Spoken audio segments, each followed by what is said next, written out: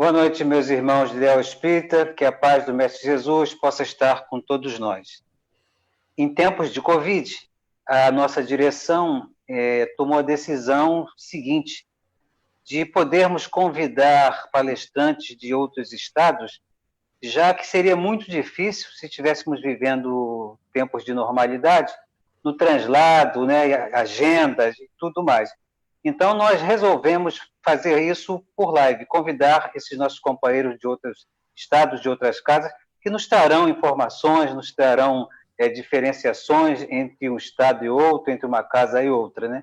Isso não quer dizer que os nossos companheiros palestrantes de nossa casa estejam desprestigiados, de maneira nenhuma. Nós só tomamos uma iniciativa de brindar para vocês, trazer para vocês novos companheiros, novas visões, novas diretrizes, e assim a gente vai caminhando e fazendo sempre essa aproximação de uma casa com a outra, um estado com o outro, sempre buscando a luz através do Consolador prometido. Nós temos hoje nosso companheiro que vem lá das Minas Gerais, né? As Minas Gerais trazendo sempre boas pessoas, bons palestrantes, companheiros de Ideal Espírita, né? Trazemos hoje Daniel Salomão. Daniel Salomão, amigo de Vinícius Lá, de Humberto Schubert, né? Então, essa linha de pensamento que todos eles trazem, né? E Daniel faz parte da Fundação Espírita Aurílio Braga Esteves, a FEAB, conforme ele colocou aí. Então, nós temos um prazer muito grande de recebê-lo, Daniel, e que você possa ser feliz no que você está trazendo para nós, e que os amigos espirituais possam estar iluminando, que você faça a sua explanação com bastante segurança e bastante felicidade, e desde já nós estamos agradecendo a sua presença. Com a palavra a você, amigo. Olha, é um prazer da minha parte poder contribuir, poder conhecer, conversar com vocês. E o nosso tema, né, como foi passado, é Jesus segundo o Espiritismo. Eu só fazer uma pergunta técnica aqui. Vocês têm esse costume, até com essa troca de experiência, dessa prece inicial? Eu mesmo faço, vocês fazem? Como vocês costumam fazer? Vamos fazer uma página inicial, então. Ah, sim. O livro escolhido é Fonte Viva, pelo Espírito Emmanuel, de Francisco Cândido Xavier. A página que nos coube é 43, lição 14, por título, Indagação Oportuna. Passagem evangélica. Disse-lhes, recebeste vós o Espírito Santo quando credes. Está em Atos, capítulo 19, versículo 2. E Emmanuel nos assevera o seguinte: a pergunta apostólica vibra ainda em todas as direções, com a maior oportunidade nos círculos do cristianismo. Em toda parte, há pessoas que começam a crer e que já creem, mas mais variadas situações. Aqui, alguém aceita aparentemente o evangelho para ser agradável às relações sociais. Ali, um indagador procura o campo da fé, tentando acertar problemas intelectuais que considera importante. Além, um enfermo recebe o socorro da caridade e se declara seguidor da Boa Nova, seguindo-se pelas impressões de alívio físico. Amanhã, todavia, ressurge tão insatisfeitos e tão desesperados quanto antes. Nos arraiais do espiritismo, tais fenômenos são frequentes.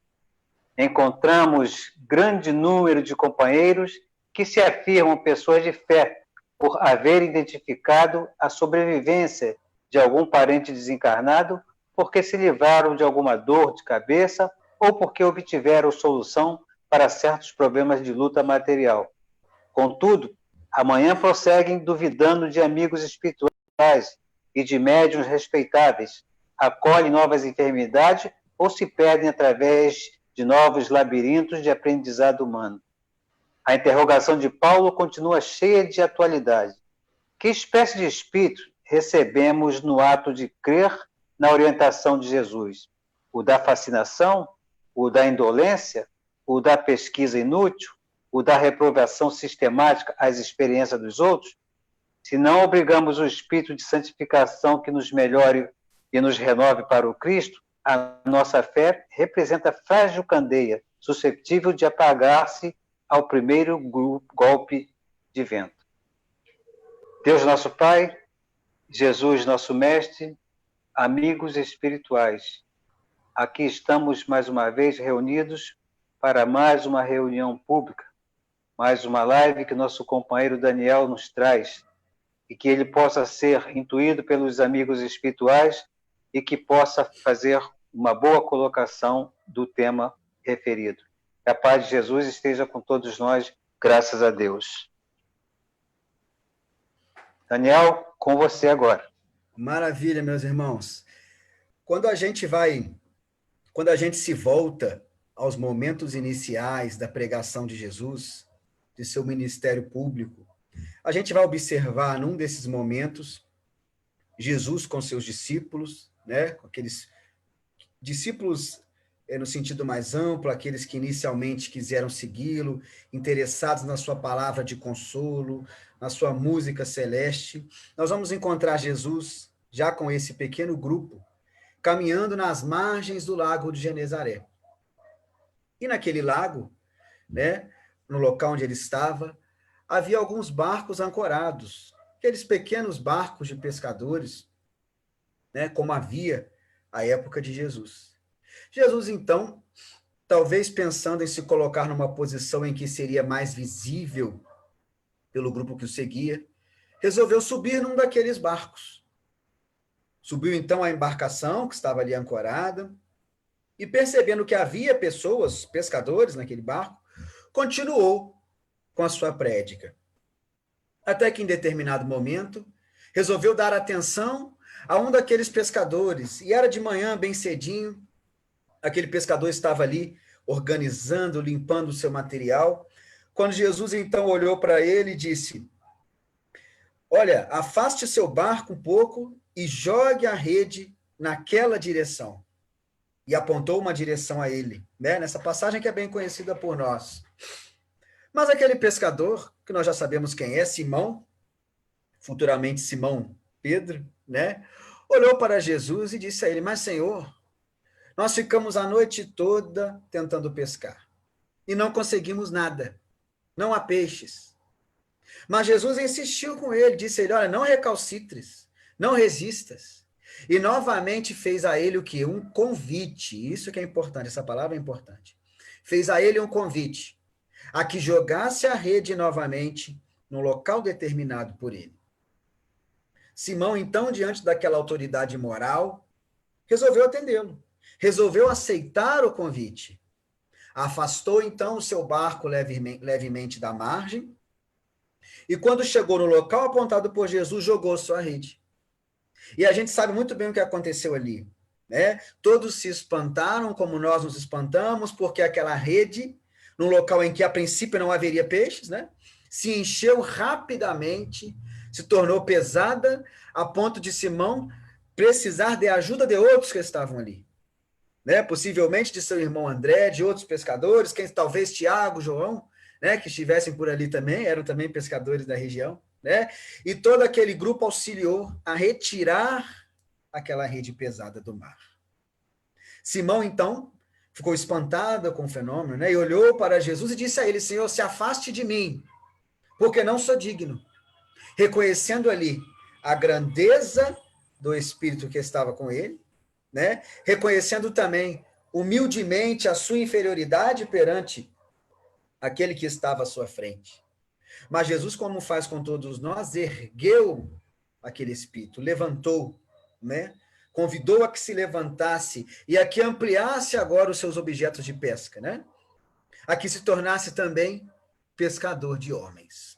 É uma passagem muito famosa, né? Ela aparece no início de alguns dos evangelhos, mas a forma como nós trazemos aqui é a forma como ela é narrada pelo espírito Amélia Rodrigues, né? Pela mediunidade de Valdo Franco, uma obra que se chama Luz do Mundo, uma obra muito interessante, seu capítulo 8.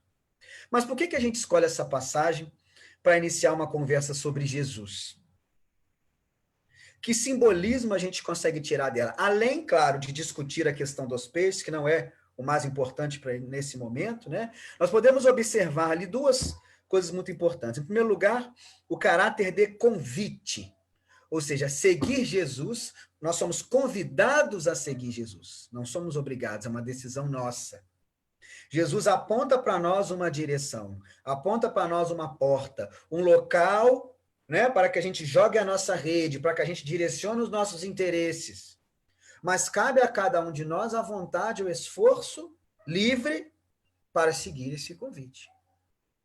O outro convite que ele faz também, e o simbolismo é muito bonito, né, da pesca, né, a Simão que começasse a pescar homens também, né, porque, claro, o convite de Jesus, em primeiro lugar, é que a gente se pesque, vamos dizer dessa forma, né, para que a gente saia dessas águas, às vezes, turvas em que a gente se coloca, essas águas das preocupações excessivamente materiais, dos medos excessivos, para que a gente busque, né, mergulhe numa água límpida e transparente, uma água de liberdade, de paz, né, a qual a mensagem de Jesus nos convida. Então, esse é o caráter importante, a importância de se entender Jesus. Em primeiro lugar, entender que a sua proposta ela é convidativa. Né? E, em segundo lugar, entender que essa proposta, quando aceita, é uma proposta de liberdade, é uma proposta de felicidade. Essa pergunta é fundamental. Por que nos dedicamos ao Espiritismo? Por que estamos aqui agora conversando sobre isso? Por que acreditamos em Jesus? Né? E é importante ficar claro, ficar clara para nós que a sua proposta é uma proposta de felicidade. Estamos aqui para sermos felizes, para desenvolvermos essa paz interior. E interessante que essa felicidade, essa paz, ela é indissociável da nossa procura pela paz, pela felicidade do outro. Olha que coisa interessante. Daí Jesus ser essa figura primordial, fundamental para o Espiritismo. A famosa questão, né, sobre isso, em O Livro dos Espíritos, a questão 625, né, em que Kardec pergunta a eles qual o tipo mais perfeito que Deus ofereceu ao homem para lhe servir de guia e modelo. Né? E essa resposta, talvez a mais curta, né, da obra, a resposta é Jesus. Nós sabemos disso. Né? Mas na pergunta, na sabedoria de Kardec, há duas palavrinhas no final que já nos dizem muita coisa, né? e que embasam a nossa reflexão. Kardec pergunta quem é o tipo mais perfeito, o guia e modelo mais perfeito apresentado a nós aqui na Terra. E como a gente entende essa palavra guia? Né? Guia é aquele que conduz, que aponta os caminhos, como nós dissemos, né? As direções, que se coloca à frente. E Jesus, por nós, é reconhecido como esse guia. Por quê? Porque espírito criado como nós, exatamente como nós, já percorreu, já venceu experiências em outros momentos, em outros orbes, experiências nas quais nós ainda estamos mergulhados.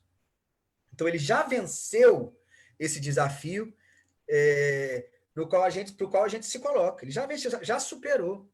Né? Já sabe que caminho é esse. E isso o coloca numa situação de ensinar. Né? Não podemos ensinar aquilo que não sabemos. O professor, em geral, tem um domínio muito maior do que os seus alunos, né? Seja alunos crianças ou mesmo adultos. Jesus está nessa posição. É bem interessante que há uma obra de Leon Denis, né? Fundamental para a gente entender isso também, que se chama Cristianismo e Espiritismo, e nessa obra Leon Denis vai apresentar a nós uma expressão que depois ficaria mais famosa, com Emmanuel, né? Quando ele coloca Jesus como o governador espiritual do planeta Terra. Então, olha que coisa interessante. É claro que também é algo simbólico, né? Porque nós não estamos em condição de avaliar como funciona esse trabalho de Jesus nos dias de hoje. Né? Nós não compreendemos, mas sabemos que ele ocorre. Esse trabalho de condução, de proteção, de apontar caminhos, né? E como eu disse, essa expressão, governador espiritual, ela acabou ficando mais famosa através de Emmanuel, né? Por Chico Xavier, na obra A Caminho da Luz. Né? Então, isso é muito importante, é muito interessante. Esse reconhecimento que nós temos dessa figura de Jesus. Tá? E conhecimento que é reforçado, que é comprovado, não apenas por essa informação dos Espíritos, mas pela análise criteriosa da moral que ele nos apresenta. É o que nós já começamos a falar de certa forma. uma moral que nos conduz à situação de felicidade, a uma situação de paz. Mas há outra palavrinha, né, na pergunta. É guia, mas também é modelo, o modelo mais perfeito.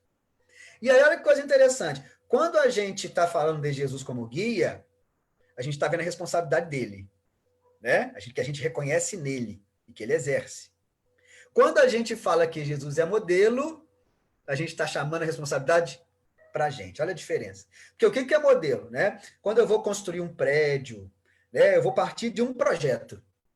O projeto é o quê? É o modelo. Né? Se eu sigo aquele modelo perfeitamente, eu vou atingir meu objetivo.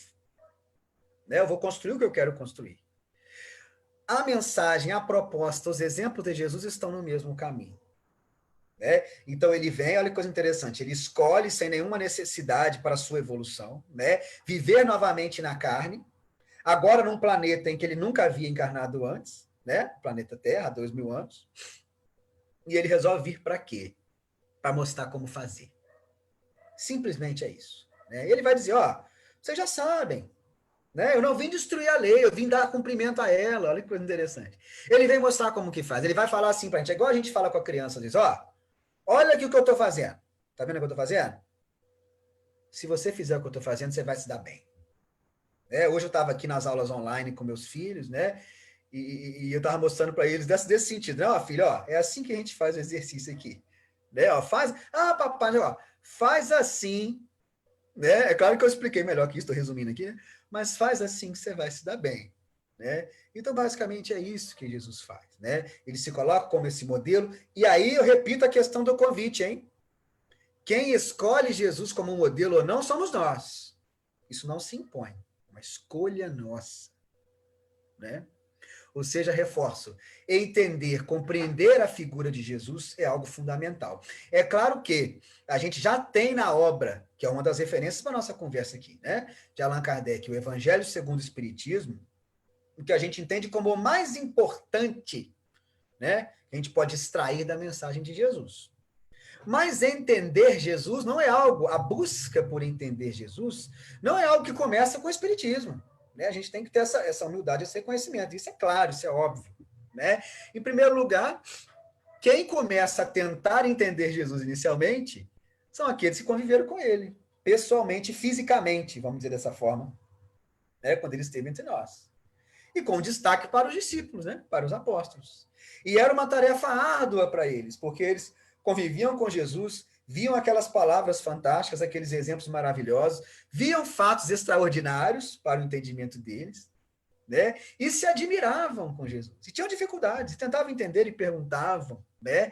E tempos depois, quando eles percebem claramente a importância daquela mensagem, eles deduzem que ela deve ser redigida, né? Que ela deve ser escrita, que ela deve ser reservada para o futuro, porque ela era fundamental. Eles já percebem isso ali, né? E começa todo aquele trabalho de redações, de composições, de tradições agrupadas, de conflitos, claro, né? Entre os diversos cristianismos que havia naquela época. E a gente vai ver aí o surgimento de uma organização burocrática, administrativa, também importante para a sua época, né, o que viria a se tornar a Igreja Católica, depois os tempos da Reforma Protestante, e nesse período todo, é claro que eu estou resumindo a história demais aqui, né, mas nesse período todo, o que a gente vai observar, gente? Nós mesmos, né, e toda a humanidade, inicialmente, claro, ocidental, né, tentando entender essa figura. E compreensivelmente, gente, esses espíritos, como nós mesmos, nesse tempo todo, né, nós tivemos dificuldade de compreendê-lo. Isso é natural. Né? Nós deturpamos algumas coisas, nós perdemos algumas coisas. Né? E aí alguns desses grandes missionários vinham de vez em quando para nos lembrar. Né? A gente pode destacar aqui a figura de Francisco de Assis, né? Que vem no momento em que a igreja passava por uma situação muito complicada, né? Do ponto de vista administrativo, né? Das suas lideranças, e vem Francisco de Assis, né? Mostrar a pureza e a simplicidade da mensagem daquele esquecido Jesus. Olha só. E ele vai exemplificar, vai mostrar, vai tentar seguir os passos do mestre, né? E a sua proposta, a sua postura até hoje chama atenção, né? É revolucionária para a sua época, né? E também talvez para a nossa. Até que Olha que coisa interessante. Vem um momento, né, que a gente vai chamar aí de esclarecimento, de iluminismo, em que nós, espíritos, começamos a questionar as bases dogmáticas da nossa cultura. O que eu chamo de base dogmática? Aquelas questões que a gente tem, ou tinha, como certas e indiscutíveis. Ó, a religião diz isso, Deus é assim, Jesus é assim, tal, a Bíblia tem que ser lida desse jeito e ponto final. E isso aconteceu assim por quê? Porque é. Porque sim. Porque a autoridade disse que sim. Né? Mas começa a aparecer um grupo de pessoas que começam a se perguntar, peraí, será que foi assim mesmo? Será que essas coisas que eles estão falando, vamos focar só na questão de Jesus aqui, né? Será que isso que é atribuído a Jesus, será que isso aconteceu mesmo? Alguns mais ousados até vão dizer, será que existiu mesmo esse tal de Jesus? E quando a gente vê questões como essa, a gente fica meio incomodado, né? Gente, como é que alguém pode se perguntar isso? Como é que alguém pode questionar isso? E aí é interessante que agora chega a figura de Kardec. Kardec vai lidar com isso. Olha que interessante. No livro Obras Póstumas, né, naquela parte, Minha Iniciação no Espiritismo, sabe, que é um diário resumido de todo o trabalho de Kardec, ali tem um momento bem interessante, que Kardec registra para nós, em que ele tem contato com uma obra da sua época, que se chama Vida de Jesus. E ela é assinada por um ex-seminarista, né, um teólogo, um estudioso da religião, Ernest Renan. É uma obra que, inclusive, a gente consegue ter acesso hoje. É bem interessante. Mas qual que é o teor dessa obra? Era bem vinculado ao teor das obras da época, também na Alemanha, em outros países ali, em torno da França, né? E qual que era a ideia do Renan? Era a ideia de que Jesus era sim, foi sim, um homem extraordinário, acima da humanidade, com uma mensagem importantíssima, mas que tudo de espiritualidade, tudo, vamos usar até um termo da época, de sobrenatural, de extraordinário, tudo isso seria uma confusão, uma invenção, uma grande mentira. Nada disso havia acontecido. Era a ideia materialista de Jesus. Olha que interessante. Kardec leu isso e ficou incomodado, ficou intrigado e resolveu perguntar aos espíritos sobre o assunto. E eu vou resumir aqui, ele vai perguntar o seguinte, ó, essa obra de Renan vai abalar o clero, vai abalar os pilares do clero, não vai? E os espíritos vão dizer a ele, sim, vai. Vai abalar, vai incomodar, isso é verdade, incomodou, né? Mas eles vão dizer mais a Kardec, olha, esses espíritos como Renan, se eles não pensam exatamente como nós, e não, né? Eles negam toda a questão espiritual da vida de Jesus, esses espíritos têm uma função. São espíritos demolidores. Olha que interessante. Como vários que vieram no século XIX, né, gente? Não preciso nem citar aqui vários, né? Que vieram justamente questionar, mesmo que também estivessem equivocados em muitos pontos. Questionar, abalar pilares, aplainar terrenos, para que outras ideias sobre a religião, sobre Jesus, sobre Deus, sobre tudo, né? Pudessem nascer, pudessem surgir. E uma dessas ideias é a ideia espírita. Né? Mas não só espíritos, é bem interessante. Muito do que começou a frutificar naquele momento, depois foi abraçado pela própria Igreja Católica, que hoje é uma igreja totalmente diferente da igreja com a qual Kardec lidou, nas igrejas protestantes, nos círculos materialistas e, claro, nos círculos espiritualistas, no espiritismo. E ali vem essa ideia diferente de Jesus, né? Uma ideia que tira qualquer caráter de idolatria, qualquer caráter dogmático, e propõe uma ideia de Jesus, como nós dissemos aqui, uma ideia acima de qualquer religião institucional.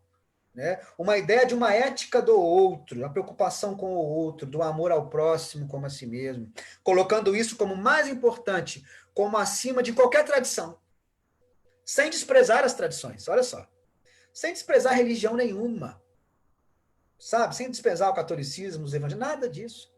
Mas um convite a que a gente retire esses acessórios que nós todos criamos nesses séculos todos, ou mesmo que os mantenham, né? Aí a liberdade de cada um, que a gente dê valor ao que é mais importante, gente. Isso fica claro na obra Evangelho segundo o Espiritismo, na sua introdução. Quando Kardec vai colocar que o objetivo daquela obra não era entrar em nenhum debate infrutífero, nenhum debate que tivesse gerado conflitos no passado, no presente, entre os próprios cristãos, mas focar no que é mais importante, no que é essencial, na moral cristã. na ética cristã, que é a mesma ética espírita. Está claro em vários momentos. Né? E olha que coisa interessante. Se o Espiritismo, se a gente faz uma leitura bíblica, uma leitura de Jesus, a partir de pressupostos espíritas, que nós sabemos muito bem, né? O pressuposto da existência de Deus, que é comum nas religiões cristãs, né? Como também o de imortalidade da alma, mas também pressupostos da existência da possibilidade da mediunidade, né? Da comunicabilidade entre mortos, entre aspas, e vivos, entre aspas, né? Porque só há vivos, nesse sentido, né? Da ideia da reencarnação, por exemplo, entre outros pilares básicos da doutrina espírita. Então, o nosso entendimento de Jesus e do texto bíblico parte desses pressupostos. Mas por que eu estou falando de texto bíblico aqui? Isso é também interessante. É claro que nós espíritas temos, em primeiro lugar, o Evangelho segundo o Espiritismo. Mas, entre as obras subsidiárias, várias obras que tratam, mediúnicas ou não, né, que nos trazem informações ou conclusões sobre Jesus, né, e às vezes, do ponto de vista mediúnico, até conclusões ou ideias que nós não temos a partir do texto bíblico. Mas deve ficar claro para nós que a maior fonte para se entender a vida de Jesus, a figura de Jesus, ainda são os evangelhos. Eu digo até o Novo Testamento como um todo, as próprias cartas de Paulo, né, vão trazer visões sobre o Cristo, sobre Jesus, mas os textos dos evangelhos, aí eu destaco os 4 evangelhos iniciais do Novo Testamento, claro, né, ali a gente vai encontrar ainda o maior repositório de informações sobre Jesus. Mas a nossa leitura, e isso é fundamental, tá, gente? Talvez o mais importante da nossa conversa hoje aqui. A nossa leitura bíblica, ela é diferente, em muitos pontos, da leitura bíblica das demais tradições religiosas cristãs. A partir da própria análise da obra de Renan, quando os espíritos fazem até, de certa forma, elogios a ele, e Renan tem toda uma abordagem da sua época científica do texto bíblico, a gente vai entender que esta também é a abordagem espírita. Quando a gente vai para a obra A Gênese, no seu primeiro capítulo, né, no item 55, a gente vai ser informado do caráter progressivo da doutrina espírita. Como nos demais itens, a gente é sempre informado da parceria, dos braços dados entre o conhecimento espírita e o conhecimento científico. E isso também do ponto de vista da leitura bíblica, dos nossos métodos de entendimento bíblico. Tá? Em primeiro lugar, qual que é o mais importante? Entender que, acima de qualquer discussão sobre o texto bíblico, o mais importante é a ética cristã. E isso, Jesus, na sua inteligência, não deixou perder. Transparece, exala dos textos, né? E, em segundo lugar, gente, uma leitura crítica dos textos. O que eu quero dizer com leitura crítica? Uma leitura que questiona, uma leitura que analisa. Que é a leitura que quem faz? O próprio Allan Kardec. Uma leitura madura. E é importante a gente dedicar alguns minutos para essa análise. Tá? Eu vou dar alguns exemplos aqui para a gente entender como que nós espíritas devemos, buscando entender Jesus, tá, gente? Buscando entender Jesus, como que a gente deve encarar o texto bíblico. Vou dar um exemplo aqui, vou dar 3 exemplos, tá? Da codificação. O primeiro deles é o seguinte, vocês podem depois conferir isso, façam por favor. No capítulo 19, A Fé Remove Montanhas, né? Do Evangelho segundo o Espiritismo, há um determinado momento ali em que Allan Kardec faz uma escolha de uma passagem bíblica. E essa passagem, eu vou resumir para vocês, ela é conhecida. A passagem diz o seguinte para nós, que Jesus, em determinado momento, caminhando com seus discípulos, sentiu fome. E ao longe ele viu uma figueira, né? E mesmo não sendo o tempo de figos, Jesus foi até a figueira. Quem sabe encontraria ali um figo, né? Estava com fome. Mas quando Jesus chegou na figueira, a gente já sabe, né? Tinha figo ali? Não tinha figo na figueira. E o que é que o texto bíblico vai dizer para nós? Vai mostrar para nós ali que Jesus ficou meio bravo e disse assim, olha, que não nasça mais figo de ti. Ok. Foi embora. Tempos depois, Jesus está passando por ali e vê, e os discípulos veem, né, que a figueira secou. Morreu a planta. E aí, um dos discípulos diz a Jesus assim, olha, mestre, a figueira que tu amaldiçoaste.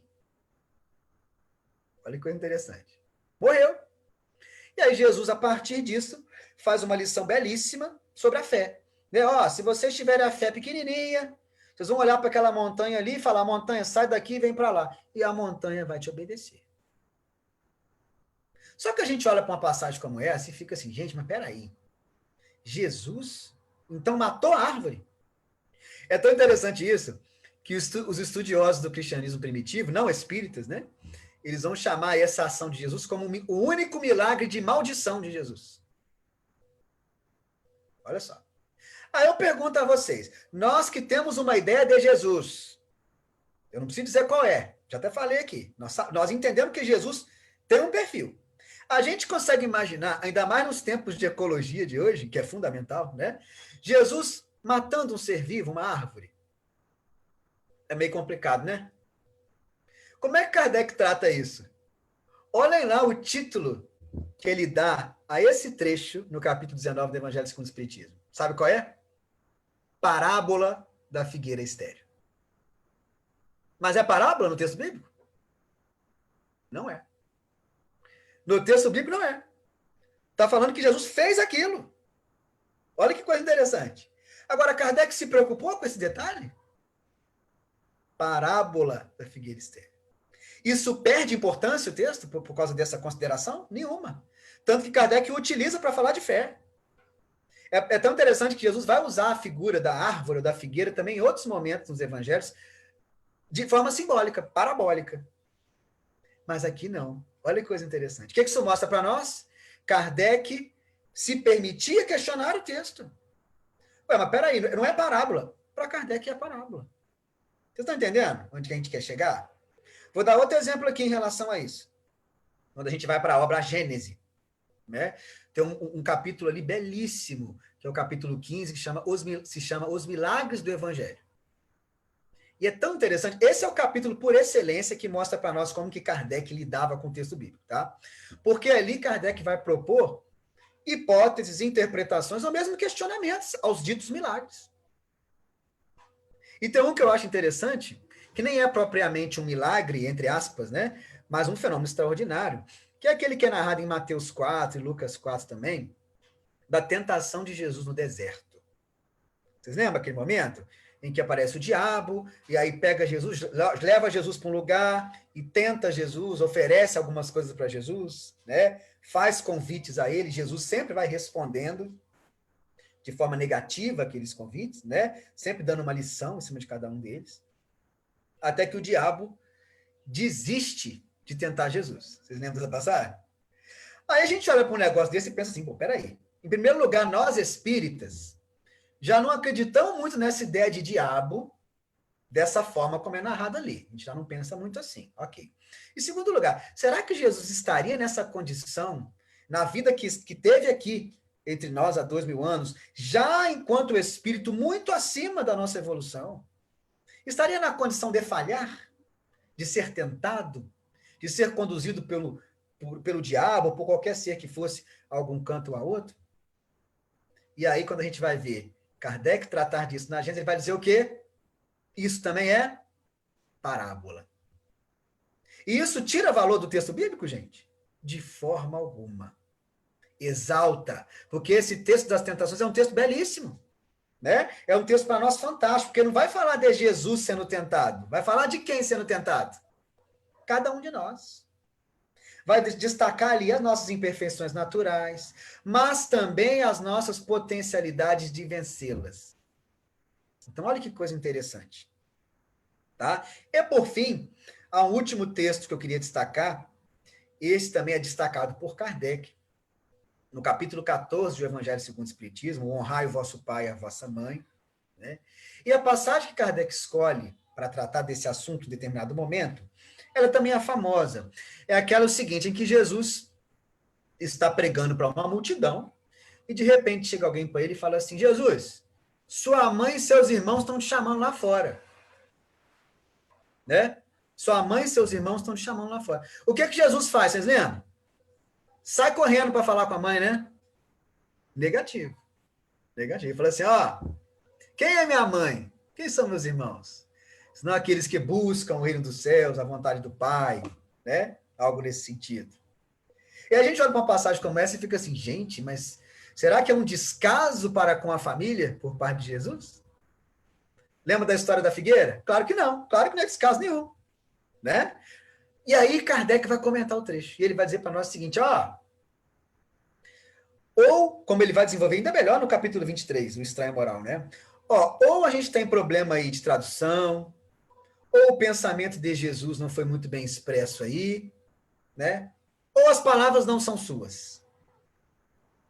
Ou seja, Kardec questiona tranquilamente a possibilidade de haver equívocos de redação no texto bíblico, de tradução, de interpretação e também de redação. Como na figueira. Por que está daquele jeito? A gente não sabe. Né? Mas talvez alguém tenha contado a parábola para um, que entendeu que talvez Jesus tenha feito aquilo, que contou para o outro, e na hora que foi ser redigida, né? Ó, Jesus amaldiçoou a figueira. Né? Olha, Jesus renegou sua mãe. Estão vendo como é que é? Como é que a proposta de leitura espírita é mais madura? Ela é desapegada de detalhes e focada na essência moral? É isso que é interessante. E Kardec, olha que coisa bela, coloca essas três hipóteses ao tratar dessa questão do quem é minha mãe e quem são meus irmãos, né? Mas mesmo assim escolhe encarar o caráter simbólico do trecho. E a partir dele faz uma interpretação belíssima, né? Sobre a parentela corporal, a parentela espiritual, sobre a nossa relação com a família. É um texto belíssimo de Kardec também. Então, onde que a gente quer chegar com isso? Até para a gente avançar. Para a gente conhecer e entender a figura de Jesus, entender a mensagem de Jesus, que é o mais importante, a gente tem que se desapegar da letra. Isso é muito interessante. Né? Buscar a essência. Como aquela frase de Paulo, né? Primeira carta aos Coríntios, né? Capítulo 3, versículo 6, ali em torno, ele vai dizer para nós, né? Que a letra mata e o espírito vivifica. E a gente vai ver essa maturidade se propagar também na obra de Leon Denis, na própria Cristianismo e Espiritismo, a gente vê isso lá, né? Na obra de Herculano Pires, uma obra que se chama Agonia das Religiões, Revisão do Cristianismo, e numa obra fantástica também de Hermínio Miranda, que se chama Cristianismo, uma mensagem esquecida. Só para a gente ter algumas referências aqui, para quem quiser se aprofundar nesse método de leitura bíblica espírita. Tá? E onde a gente quer chegar? Concluindo essa parte, né? E repetindo de certa forma. Para nós, o mais importante é a moral cristã, que exala, que transparece, que sai nas entrelinhas de cada uma dessas palavras, independentemente se elas vão ser interpretadas de forma mais literal, de forma mais simbólica. Para quem tem olhos de ver, parafraseando aí próprias frases também que Jesus diz, né? É claro, está ali, né, gente? Está ali. Isso é fantástico. Então, repito, os evangelhos ainda são a nossa fonte mais importante de entendimento da figura de Jesus, aliados, claro, ao conhecimento das demais obras espíritas, particularmente o Evangelho segundo o Espiritismo por Allan Kardec, que deixam claro para nós que, se não sabemos os detalhes do que realmente aconteceu em muitos pontos, sabemos o mais importante, gente, a lição de Jesus. E aí a gente consegue avançar um pouco agora, e ainda ancorados nessa ideia de que a proposta ética de Jesus é superior, é o que nos importa mais, tá?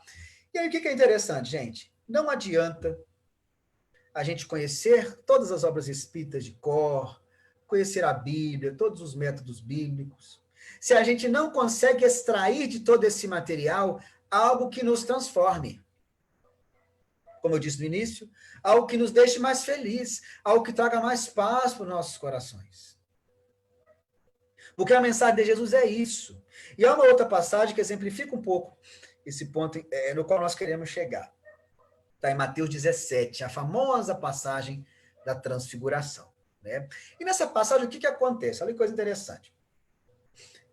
Jesus chama 3 dos seus discípulos para subir com ele o Monte Tabor. Né? E Jesus vai subindo, sobe com seus discípulos, mas quando Jesus chega no topo do monte, ele, como o próprio nome da passagem famosa ficou, né, ele se transfigura. Então, Jesus aparece ali, né, além do seu corpo físico, vamos dizer assim, aparece aos discípulos, e aí há várias possibilidades disso, mas isso não vem ao caso, né? Mas aparece aos discípulos, vamos dizer assim, na sua condição perispiritual, radiante, né, de espírito elevado na posição em que já se encontrava naquele momento, elevadíssimo. Né? E os discípulos, claro, se espantam com aquilo. Mas mais importante para nós do que esse fenômeno da transfiguração, inclusive até o nome, né, que no Espiritismo nós adotamos para tratar de fenômenos semelhantes, né, Kardec adota esse termo no próprio Livro dos Médiuns, né? Além disso, acontece uma coisa depois da transfiguração, que nós estamos cansados de saber, mas é fundamental. Jesus, de repente, estava ali com seus discípulos e, de repente, ele começa a conversar com outras duas pessoas. Essas duas pessoas tinham subido com Jesus? Não. Elas podiam já estar ali, né, no topo do monte, esperando Jesus chegar? Poderia, né? Mas Jesus, enfim, estava conversando com essas pessoas. E os discípulos, para eles aquilo é tão real, que ele chega a perguntar a Jesus, Jesus, a gente deve fazer aí uma barraca aí também para esses dois aí que estão conversando com você? E isso não aparece, né? Mas Jesus deve ter respondido para eles, não, não precisa não. Mas por quê que eu estou contando essa história? Quem eram aquelas pessoas que conversavam com Jesus? Aqueles dois que conversavam com Jesus? Segundo os registros evangélicos, era Moisés e Elias. Né? Até aí tudo bem, né? Tirando o fato de que Moisés e Elias já haviam desencarnado há um bom tempo, né? Moisés, a tradição aí vai atribuir a ele a desencarnação mais de 1000 anos antes de Jesus. Elias também. Né? Não mais de 1000, mas 800, 900 anos antes de Jesus. Um bom tempinho, né? E aí a gente chega onde a gente queria chegar, gente. Jesus estava conversando com pessoas cujos corpos estavam mortos, mas que continuavam vivas. Isso que é o fundamental. Essa é uma daquelas passagens em que fica comprovada para nós a imortalidade da alma. E aí a gente chega onde quer chegar. Tem jeito de a gente se deparar com algo como isso, seja vendo, como os discípulos viram naquela época, seja estudando ou mesmo vendo nos dias de hoje, né? Demonstrações da imortalidade da alma. Tem como a gente lidar com isso e não mudar a nossa vida? E não mudar o nosso olhar diante da realidade? Não deveria ter jeito, né, gente? Não deveria ter jeito. Porque quando a gente deduz dos exemplos, das palavras de Jesus, a imortalidade da alma, somos naturalmente convidados, o convite de novo aí, a olhar para a realidade material com os olhos do Espírito. Não olhar mais para algo material que nós desejamos como se fosse a última coisa, o último objetivo da minha existência.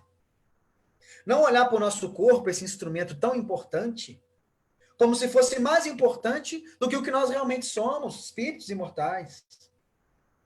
Não ter preocupações exageradas com glória, com status, com honra, aos olhos da sociedade, que muitas vezes espera de nós coisas não cristãs, quando olhamos com o olho do Espírito.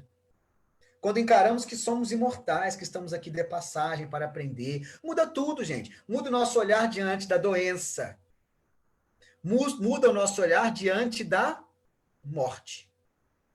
Muda tudo. Vocês estão vendo? Como é que a mensagem de Jesus é algo fantástico, é algo transformador? Agora, é um convite, né, gente?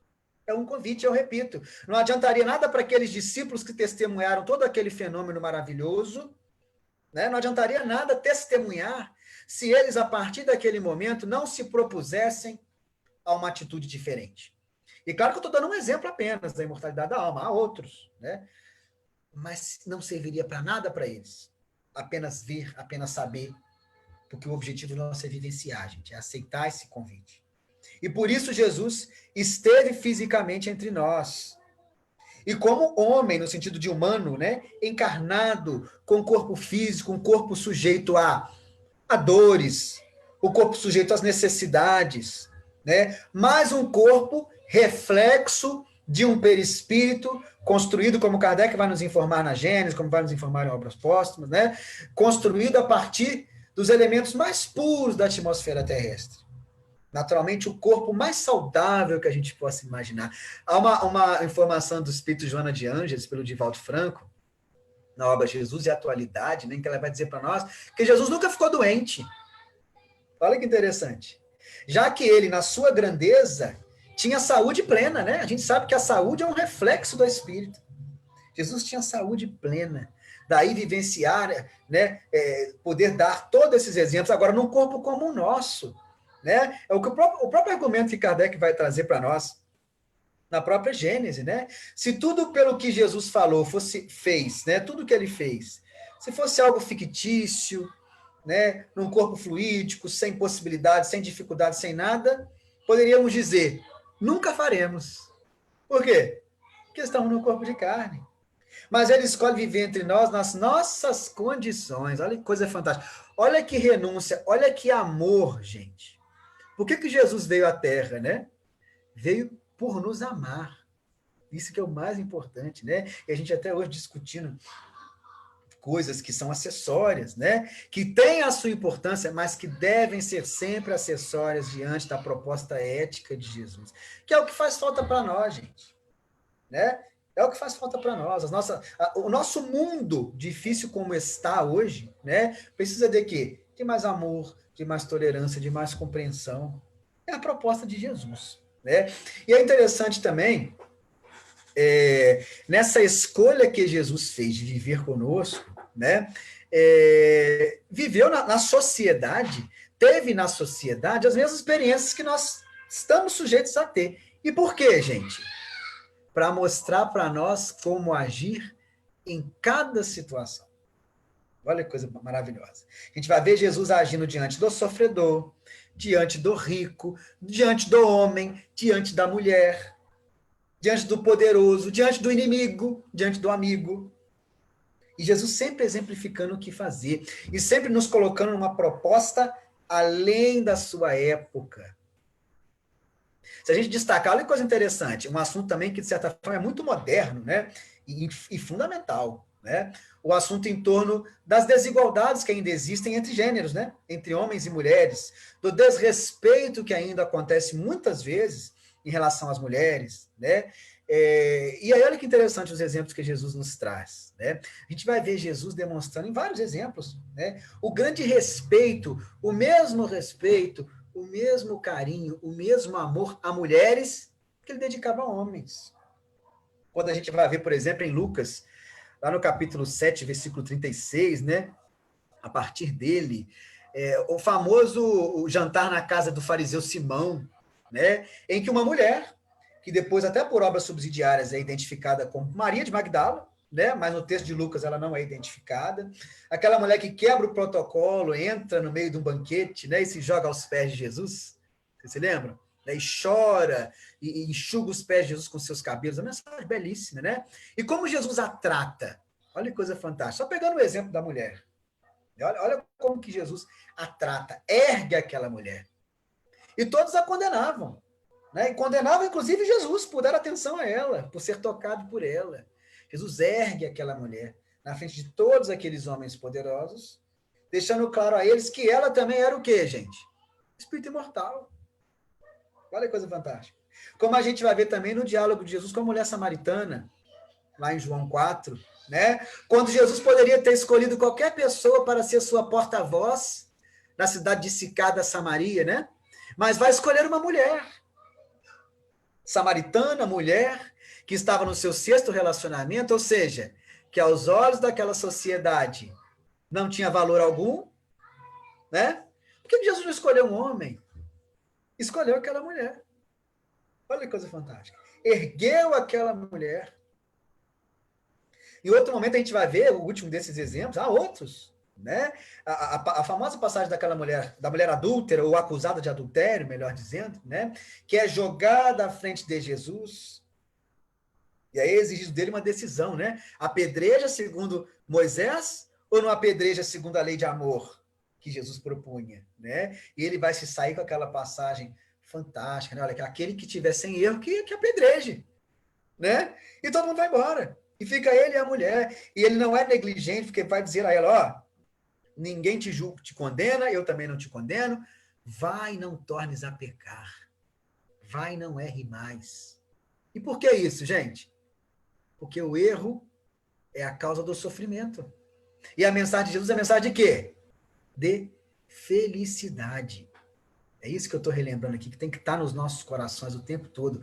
É uma mensagem de libertação, não de condenação. E Jesus, nessa sociedade, nessa cultura acima da qual ele se colocava, né? Há uma questão legal no livro dos Espíritos, a questão 216, né? Em que os Espíritos nos informam, olha, o Espírito, quando já chega num determinado nível evolutivo, ele não está mais sujeito às determinações das culturas, né? Está acima delas. E Jesus, fantasticamente, sempre respeitou, questionou o que deveria questionar, e fazia isso, né, de forma corajosa, mas sempre respeitou aquela cultura, sempre trouxe a sua mensagem emoldurada na cultura judaica, né, para que fosse entendido. Isso é muito interessante. E a gente vai ver, já caminhando para o nosso encerramento, três formas básicas, não apenas, que Jesus se utilizava para ensinar. Ele, no meio dessa cultura, no meio daquela sociedade, de todos aqueles preconceitos, né? Havia três formas. A primeira das formas que a gente vai colocar aqui, que Jesus usava para ensinar, era através da palavra do ensinamento direto. Ou seja, ama o teu próximo como a ti mesmo. Ame o teu inimigo. Perdoa 70 vezes, 7 vezes. Por que isso é direto? Porque não dá dúvida, né? Não dá dúvida. Eu posso até virar e falar assim, ih, Jesus, não vou fazer isso não. Ih, Jesus, não concordo com isso não. Não consigo, mas eu não posso dizer que eu não entendi. Tá claro, isso é direto. Mas há uma outra forma que Jesus utilizava, inclusive era o que dava autoridade, é o que ele falava, né? Que era o quê? O exemplo. É o que nós falamos. Jesus, em várias situações registradas nos evangelhos, nos dá exemplos de como lidar com as mais diversas situações. Como eu disse aqui, diante do inimigo, né? Diante da família, diante de quem nos persegue, diante de um amigo, várias situações ele vai demonstrando, né, como fazer. Ele exemplifica tudo o que fala. Quando fala de amor aos inimigos, vamos pegar só esse exemplo, que talvez seja o convite, o mais difícil para nós na Terra, né? Dentro do campo do amor, né? Amar o inimigo, é mais difícil, né? Quando Jesus nos convida a isso, a gente olha para isso e fala assim, será que dá? Será que dá para fazer esse negócio? E o que Jesus faz? Ele mostra que dá. E no clímax da sua vida física, vamos dizer dessa forma, né? Quando está erguido à cruz, e ele olha para baixo ali, para baixo que estava mais alto, né? Tá erguido à cruz, ele vê ali alguns que o queriam bem, né? Sim. Mas a grande massa que assistia à sua crucificação o havia, e naquele momento, humilhava, o havia maltratado, debochado, agredido, condenado àquela situação. Olha só.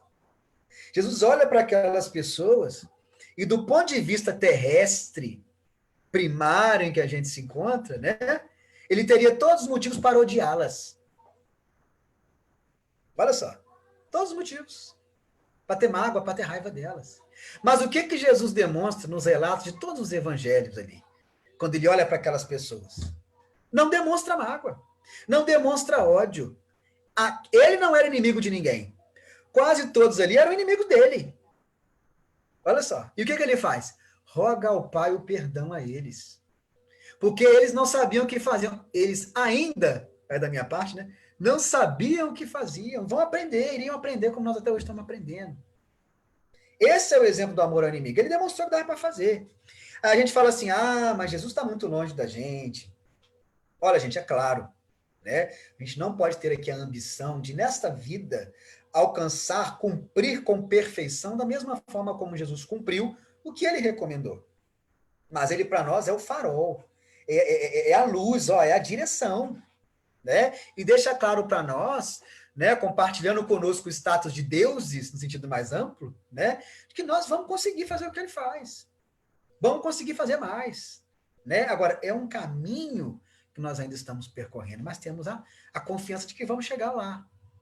Quando, a partir do momento em que aceitamos aquele convite, lá do início da nossa conversa lá, né? Da rede, né? O convite de jogar a rede no lugar certo. A gente fica jogando rede tudo quanto é canto. Mas não joga no lugar onde Jesus está apontando. Os peixes estão ali. Eles estão ali, não estão lá, não estão aqui, não estão para trás, estão ali. Olha que coisa fantástica. Né? Mas continuando, né? Dos métodos de ensino de Jesus, se há um ensinamento direto, se há o exemplo, há o simbólico. Nós até trouxemos aqui, né, eventualmente, através das parábolas. o que mostra para nós esse respeito imenso de Jesus por nós. Contava parábolas porque não tínhamos ainda a capacidade, ou eventualmente não temos, de compreender toda a profundidade do seu ensinamento. Mas compreendíamos o básico e nos relatos registrados dessas parábolas, somos convidados a cada dia, a cada momento, a cada vida, a cavar um pouco mais, né? A aprender um pouco mais e trazer para nós essa proposta de felicidade, que é a proposta de Jesus. E para a gente encerrar, né, só queria relembrar alguns pontos, como nós já dissemos, né? A ética cristã é a ética espírita, e essa ética espírita e cristã, a gente pode tirá-la, o seu cerne, talvez de uma das parábolas mais famosas, né? Que é a parábola do bom samaritano, Lucas 10, né? E que eu não vou contá-la aqui, que nós conhecemos, né? Mas o cerne dessa parábola é a prática da caridade, né? É aquela parábola em que o samaritano, ao ver o homem ferido, que havia sido deixado de lado por todos aqueles que aparentemente conheciam as leis de Deus, o sacerdote, o levi, né? O levita, quando cuida, né? O samaritano, quando cuida daquele homem de forma dedicada, quando se doa, quando confia.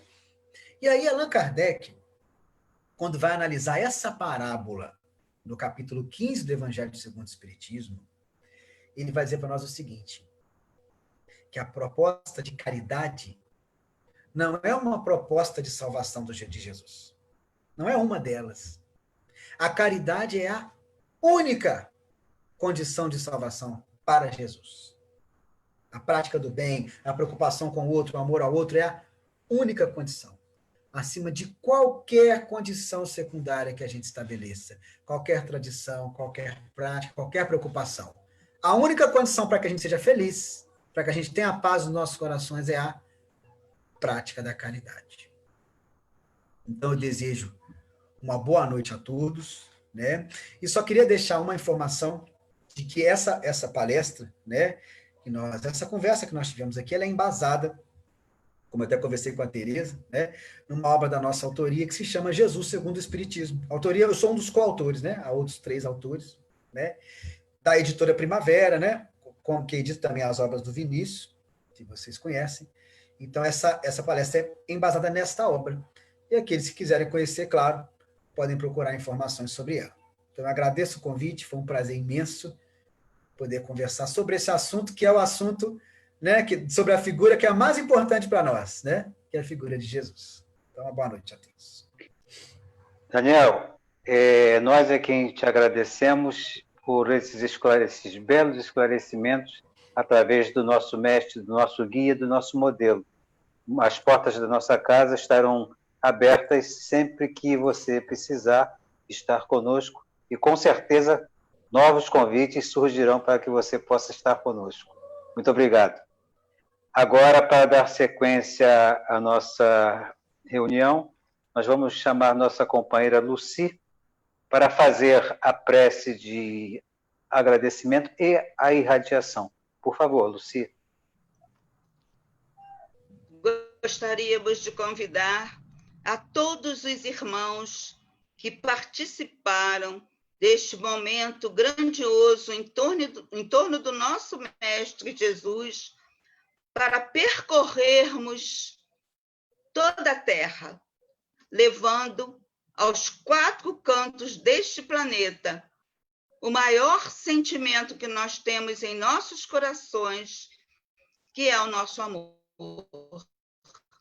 Levar desde o castelo mais suntuoso até a tapera mais humilde a mensagem de paz, a mensagem de amor, a mensagem de saúde, de fraternidade, de união.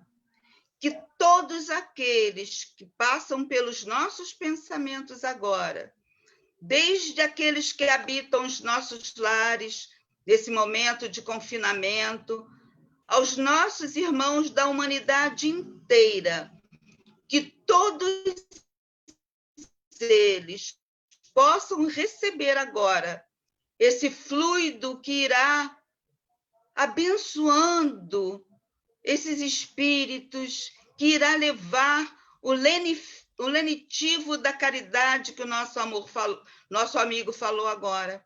Esse amor que já está dentro dos nossos corações, que todos, sem exceção, independente da cor da pele, da religião, do país, do idioma, que todos possam receber essas bênçãos irmanados dos nossos corações num único pensamento. E sabedores que todos foram atingidos nas suas necessidades, de acordo com a vontade de Deus, nosso Pai, de Jesus, tão bem trabalhado na noite de hoje, nosso mestre amigo, nosso pastor, nosso companheiro de todas as horas, que possamos agradecer essa noite fraterna, essa noite em que juntos ouvimos falar da condição que temos de seguir os passos do nosso mestre amado, que ele possa, no nosso recolhimento agora, nos abençoar, fortalecendo o nosso conhecimento e a vontade de nos vencermos a nós mesmos para trabalharmos, sim, em favor de toda a humanidade. Obrigada, Senhor, por tudo. E que os nossos companheiros possam, então, dar como encerrada essa bela reunião da noite de hoje. Graças a Deus. Graças a Deus. Meus amigos e irmãos, a próxima live será dia 24/7, sexta-feira, às 20 horas. Nós estaremos aqui com Ângela Delu, do CERJ, e o tema é Esquecimento do Passado. Eu agradeço a presença de todos, agradeço mais uma vez o nosso companheiro Daniel, e que possamos voltar para estarmos nos nossos lares, né, com as boas vibrações dessa live, desses ensinamentos, e que cada lar possa espargir essa luz que foi recebida por todos nós. Uma boa noite para todos e muito obrigado pela paciência e de estar aqui conosco. Muito obrigado. O Centro Espírita de Jacarepaguá agradece e nós agradecemos ao nosso querido Daniel Salomão. Muito obrigado.